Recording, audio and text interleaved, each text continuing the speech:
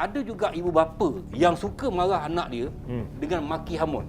Ini boleh ke Haji? Kesilapan ibu bapa mendidik anak ni ialah ketika umur 1 hingga 12 tahun. Tapi kalau dengan anak-anak ni pula, kalau macam kita sebagai ibu bapa, kita cakap lembut-lembut dengan dia orang Ji, kadang-kadang budak-budak sekarang tak masuk Ji. Tuan Haji, saya nak saman bapak saya. Bapak saya gagal bela saya. Betul.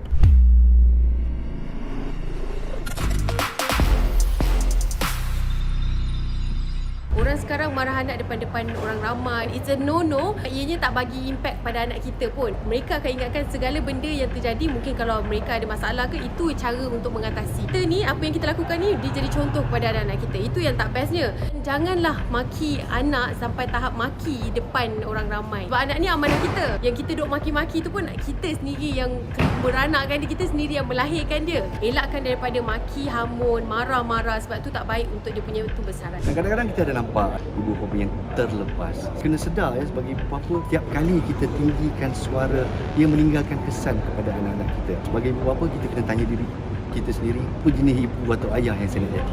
Bismillahirrahmanirrahim. Assalamualaikum warahmatullahi taala wabarakatuh, dan salam sejahtera bagi mereka yang bukan Islam yang menonton Sembang Viral. Dan hari ini buat pertama kali saya bersama dengan Tuan Haji Husein Haji Saleh. Dalam Islam itu, dalam kehidupan kita yang biasa macam ni, didikan yang macam mana yang terbaik untuk kita mendidik anak-anak kita? Cara gaya Rasulullah SAW didik anak ni dia dua, Datuk. Satu, tegas. Contoh kalau anak kita misalnya tak solat ke, anak kita macam sekarang kan, tak buat kerja sekolah ke apa, pukul ke benda semua kan. Satu lagi ialah kasih sayang. Jadi dua, tegas, kasih sayang. Mana tak boleh dia kata kita asyik nak marah, nak jerit daripada anak tu, tapi tak ada kata orang tu kasih sayang. Kasih sayang ni apa dia tu? Contoh misalnya, kalau kita marah-marah anak kita dan sebagainya tu kan, lepas kita marah tu, maka kita pun minta maaf ke, turunkan ego kita tu. Dulu-dulu bapak-bapak ni, biasanya bapak ni dia tegas. Dia tegas, dia garang sehingga anak-anak tu menjadi takut. Jadi bila berlaku begini, anak-anak tu jauh daripada orang tua. Jadi ada baik ke tak baik cara macam tu? Saya nak beritahu ni, saya sebagai kaunselor, saya ada banyak kendalikan kes di klinik saya tu. Dia bukan saja kita kata dulu, sekarang pun ada bapak macam tu. Sampai anak jumpa saya, Tok, saya anggap macam ayah saya tak ada dah. Sebab apa? Bapak ni marah. Lepas tu, biarkan budak tu. Jadi budak ni rasa bapak dia marah dia dan sebagainya, memang bapak tu benci dia, tak suka dia. Sebab saya nak beritahu sini, cara, gaya kita asuhan anak-anak tu, memanglah kalau dulu Datuk kata tu bapak garang dan apa sebagainya. Dulu mungkin tak ada kita kata gadget, tak ada media sosial, kemudian duduk kat rumah pun benda semua pun, misalnya ayah tu kita pun bilik pun tak ada, apa pun tak ada. Jadi tengok-tengok ayah balik kerja, baring kat depan, makan situ, tengok ayah. Tapi hari ni anak-anak kena marah-marah, pak dia masuk bilik. Ayah pun tak ada cara nak pergi tutup pintu balik ke, memaafkan balik ke. Dia itu sebenarnya beza dulu dengan sekarang. Dan juga kita kata suasana tu berbeza. Kalau dulu bapak-bapak marah-marah kau benda, anak ni mungkin dia boleh lari pergi sana, lari sini, tak jauh. Dan juga di keliling tu ada rumah nenek, rumah atuk, rumah pak saudara, rumah apa. Hari ni budak ni bila dalam rumah tu kena marah, dalam tu lah. Dan kalau tak ada misalnya bapak tu, kata orang tu pergi pujuk balik, follow up balik dan sebagainya, ini yang menyebabkan anak ni dia jadi seorang penendam, dia jadi seorang yang kita kata dalam bahasa kaunseling dipanggil lonely tu. Kesunyian. Dia nak perhatian. Lonely. Tapi ada juga ibu bapa yang suka marah anak dia dengan maki hamun. Ini boleh ke Haji? Saya cakap tu terang lah, dah saya 40 tahun buat kerja ni kan. Maki hamun ni sebenarnya dia tengok apa benda yang dimaki oleh bapak tu. Jangan kita kata menggunakan perkataan-perkataan yang kita kata yang tak elok lah. Minta maaf lah kalau kata guna perkataan-perkataan yang tak elok tu, semua orang faham lah. Guna perkataan binatang-binatang yang tak elok, ataupun guna perkataan lain. Tapi kalau misalnya, ini tak mau dengar cakap ayah ni. Contoh, kalau marah misalnya soal solat contoh. Ni dah pukul berapa ni? Macam subuh, nak kejut subuh. Tapi lepas sembahyang tu, sembahyang berjemaah ke apa, lepas solat tu, beri salam, peluk anak tu. Dia yang penting, Datuk, nak anak ni supaya kita marah macam mana pun dia akan rapat dengan kita, ialah peluk, bonding tu. Bonding tu, itu penting. Saya nak beritahu pada semua yang menonton ni kan, kalau boleh kita peluk selalu anak kita. Nakal macam mana, anak kita peluk selalu, insya-Allah anak ni dia akan jadi seorang anak yang kita kata menghormati ibu bapa. Tapi kalau dengan anak-anak ni pula, kalau macam kita sebagai ibu bapa, kita cakap lembut-lembut dengan dia orang Ji, kadang-kadang budak-budak sekarang tak masuk Ji. Kita tengok budak-budak sekarang cakap lembut dengan dia orang lagi naik kepala sebab dia orang tak rasa macam kegarangan mak bapak tu. Itu saya mungkin tak bersetuju Datuk. Sebab tu saya lebih kepada bercakap lemah lembut. Contoh misalnya, Datuk ni abang Long mai sini, abang Long mai kat ayah mai. Kita didik sejak daripada awal kanak-kanak lagi. Beberapa cara je kan. Yeah. Cara yang lembut, cara yang kasar. Ha. Kalau tiba-tiba anak tu dah umur 10-15 tahun baru nak berlembut, tak jadi saya Jadi rasa. dia sebab tu cara didikan tu mesti zaman awal kanak-kanak dipanggil. Awal kanak-kanak 1 hingga 7 tahun. Tengok ni, kita balik macam ni petang-petang ni, berlari duduk atas riba ke benda kan. Umur 8 hingga 12 tahun, budak-budak ni pun sama juga, dia akan berlari-lari jumpa kita. Masa tu kita cakap lembut-lembut. Along, angah mesti. Satu lagi kena ada komunikasi dengan anak-anak ni daripada kecil lagi. Dan sebab tu sebagai beritahu selalu, kesilapan ibu bapa mendidik anak ni ialah ketika umur 1 hingga 12 tahun.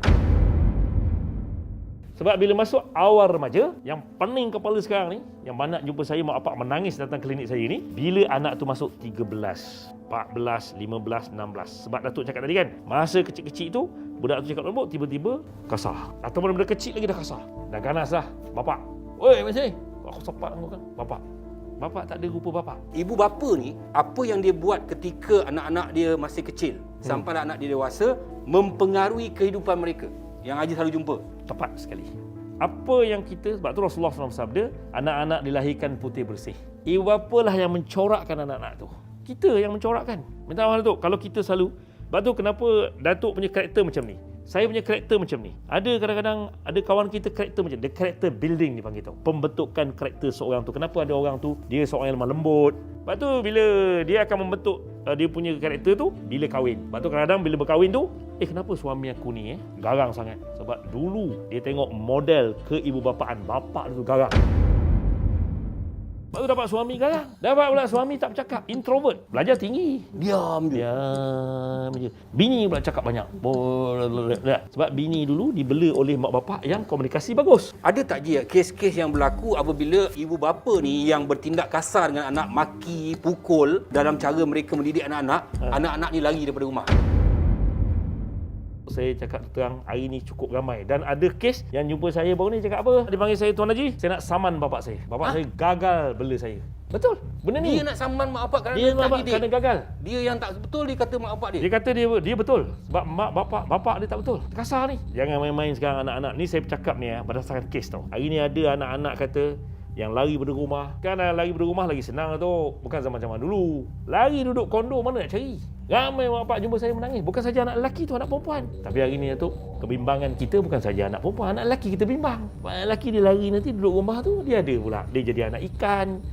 Ada yang bela baby, sugar daddy, atuk daddy. Saya nak sedarkan parent di luar sana, mak bapak di yang sana, dan mereka tak tahu benda ni. Saya sebagai kaunselor yang kendalikan kes ni. Datuk, saya kadang-kadang datang jumpa saya sedih tau. Maknanya mereka mencari kehidupan yang lebih sempurna, Yes. lebih selesa di luar daripada mak bapak dia orang. Sebab kat dalam rumah tak ada kasih sayang ni kata. Kasih sayang.